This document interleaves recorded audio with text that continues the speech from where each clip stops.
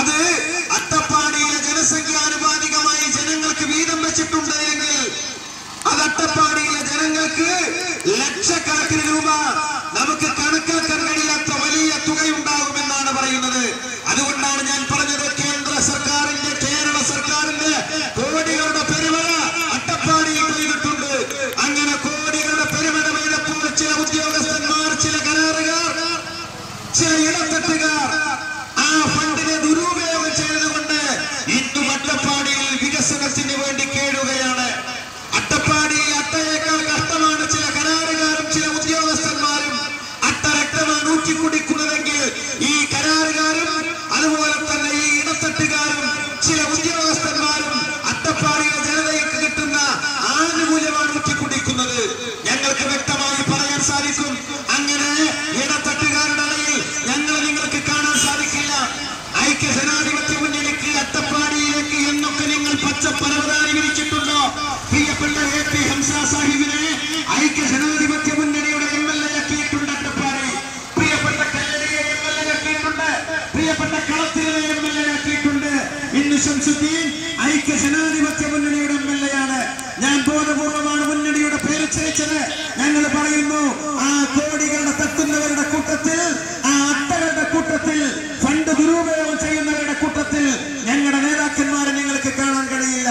അട്ടപ്പാടിയിലേക്ക് വന്ന പെരുമഴ, കോടികളുടെ കോടികളുടെ പെരുമഴ അട്ടപ്പാടിയിൽ പെയ്തിട്ടും ഇന്നും ആദിവാസിയായി തന്നെ, ദരിദ്ര കർഷകനായി തന്നെ, കുടിയേറ്റക്കാരനായി തന്നെ, കർഷകന്റെ ദുരവസ്ഥ മാറാതെ തന്നെ അട്ടപ്പാടി ഇങ്ങനെ നിലനിൽക്കുമ്പോൾ ഞങ്ങളിതാ കഴിഞ്ഞ തെരഞ്ഞെടുപ്പ് കാലഘട്ടത്ത് നിങ്ങളുടെ മുഖത്ത് നോക്കി ഞങ്ങൾ ചില വാഗ്ദാനങ്ങൾ വിനയത്തോടെ സമർപ്പിച്ചിരുന്നു.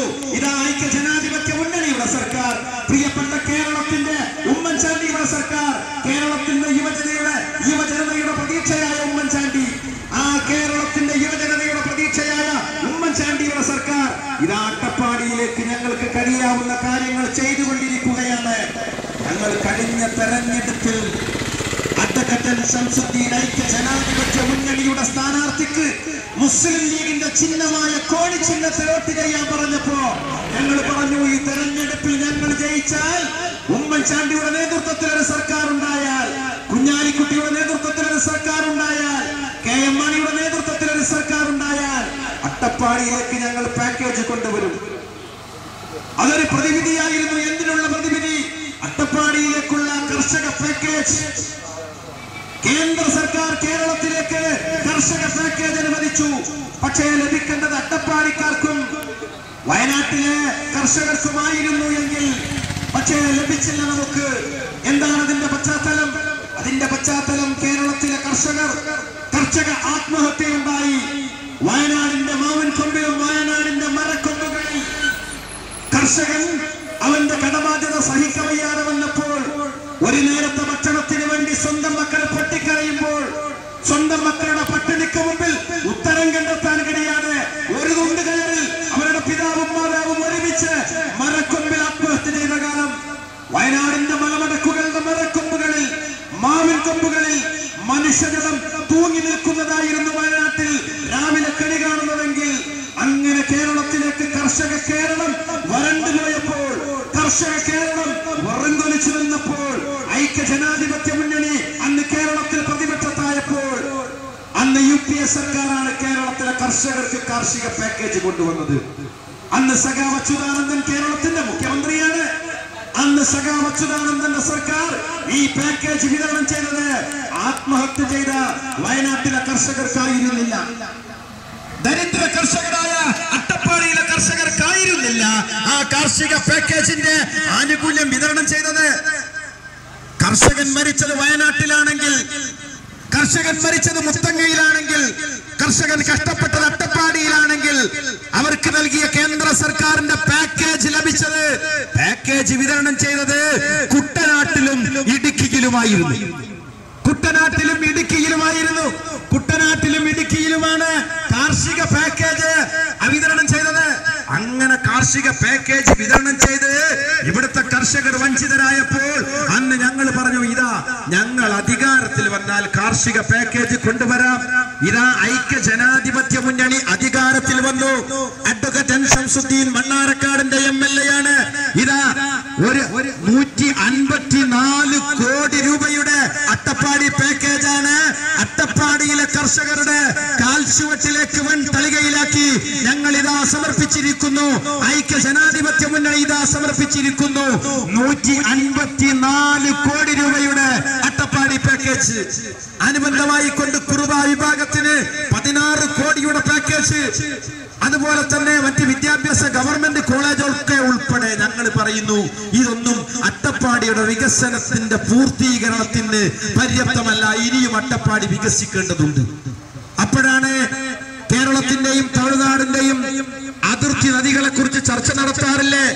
ഇതാ ചിറ്റൂർ ഡാം എന്ന് പറയുന്ന അട്ടപ്പാടി മേഖലയിലെ ചിറ്റൂർ ഡാമിന് കഴിഞ്ഞ മന്ത്രിസഭാ യോഗം 400 കോടി രൂപയാണ് പ്രഖ്യാപിച്ചത്. 400 കോടി രൂപ കഴിഞ്ഞ മന്ത്രിസഭാ യോഗം പ്രഖ്യാപിച്ചു. അങ്ങനെ അവിടെ ഇത് ചിറ്റൂർ ഡാമിന്റെ വിഷയത്തിലേക്കും ഐക്യ ജനാധിപത്യ മുന്നണി ആവുന്നത് ചെയ്യുകയാണ്. പക്ഷേ അട്ടപ്പാടിയുടെ വികസനത്തിന്, ദരിദ്ര കർഷകരായ അട്ടപ്പാടിയുടെ വികസനത്തിന് ഒരുപാട് കാര്യങ്ങൾ ഇനിയും ചെയ്തു തീർക്കാനുണ്ട്. പ്രധാനമായി കൊണ്ട് അട്ടപ്പാടിയിലെ ദരിദ്ര കർഷകൻ കഷ്ടപ്പെട്ട് ബുദ്ധിമുട്ടി കാർഷിക രംഗത്ത് അവന്റെ ജീവിതം ഹോമിച്ച് എന്തെങ്കിലും കാർഷികോൽപ്പന്നങ്ങൾ ഉണ്ടെങ്കിൽ അത് മണ്ണാർക്കാട് ടൗണിലേക്ക് വിൽക്കാൻ വരുമ്പോൾ അവിടെ ആനമൂളിയിൽ ഒരു ചെക്ക് പോസ്റ്റ് ഉണ്ട്. ആ ചെക്ക് പോസ്റ്റ് സാധാരണഗതിയിൽ എക്സൈസിന്റെ ചെക്ക് പോസ്റ്റ് എവിടെയാണ്? സെയിൽ ടാക്സിന്റെ ചെക്ക് പോസ്റ്റ് സ്ഥാപിക്കേണ്ടത് സംസ്ഥാനത്തിന്റെ അതിർത്തിയിലാണ്. വയനാട്ടിലാണ് ചെക്ക് പോസ്റ്റ് അതിർത്തി. അവിടെയാണ് വയനാട്ടിൽ മുത്തങ്ങയിലാണ് ചെക്ക് പോസ്റ്റ്. അതുപോലെ തന്നെ ഇവിടെ വാളയാറിലാണ് ചെക്ക് പോസ്റ്റ്. അതുകൊണ്ട് അട്ടപ്പാടിയിലെ കർഷകരെ പിഴിയുന്ന ആനമൂടിയിലെ ചെക്ക് പോസ്റ്റ് മാറ്റണമെന്ന് കൂടി ഞങ്ങൾ ആവശ്യപ്പെടുകയാണ്. കേരള നിയമസഭയിൽ പ്രിയപ്പെട്ട അഡ്വക്കേറ്റ് എൻ ശംസുദ്ദീൻ ചോദ്യോത്തരവേളയിൽ സഭയുടെ ശ്രദ്ധ ക്ഷണിച്ചുകൊണ്ട് പറഞ്ഞു, അതിർത്തികൾ വേണ്ട ചെക്ക് പോസ്റ്റ് എന്തിനാണ് ആനമൂളിയിൽ കാലങ്ങളായി സ്ഥാപിച്ച് അട്ടപ്പാടിയിലെ ദരിദ്ര കർഷകർക്ക് ബുദ്ധിമുട്ടുണ്ടാക്കുന്ന ചെക്ക് പോസ്റ്റ്? ആ ചെക്ക് പോസ്റ്റ് മാറ്റണം. അട്ടപ്പാടിയിലെ ദരിദ്ര കർഷകരെ ചൂഷണം ചെയ്യാൻ ഉദ്യോഗസ്ഥന്മാർക്ക് അവസരമുണ്ടാക്കുന്നു.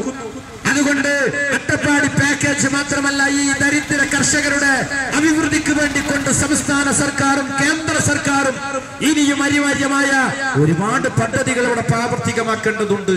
അതുകൊണ്ട് ഇത് തിരിച്ചറിഞ്ഞുകൊണ്ട് ഐക്യ ജനാധിപത്യ മുന്നണി ഇതിനു വേണ്ടി ശ്രമിക്കുമ്പോൾ ആ ഐക്യ ജനാധിപത്യ മുന്നണിയുടെ സർക്കാരിന്, ഉമ്മൻചാണ്ടിയുടെ കുഞ്ഞാലിക്കുട്ടിയുടെ സർക്കാരിന് ഊർജം പകരാൻ, കരുത്ത് പകരാൻ, പ്രചോദനം പകരാൻ എന്റെ അനുജന്മാർ മണ്ണാർക്കാട് നിയോജകമണ്ഡല യൂത്ത് ലീഗ് കമ്മിറ്റി നടത്തുന്ന ഈ ജാഥക്ക് അഭിവാദ്യങ്ങൾ അർപ്പിച്ചുകൊണ്ട് സംസ്ഥാന യൂത്ത് ലീഗ് കമ്മിറ്റിയുടെ ആശംസകൾ അറിയിച്ചുകൊണ്ട് നിർത്തുന്നു. അസ്സലാമു അലൈക്കും.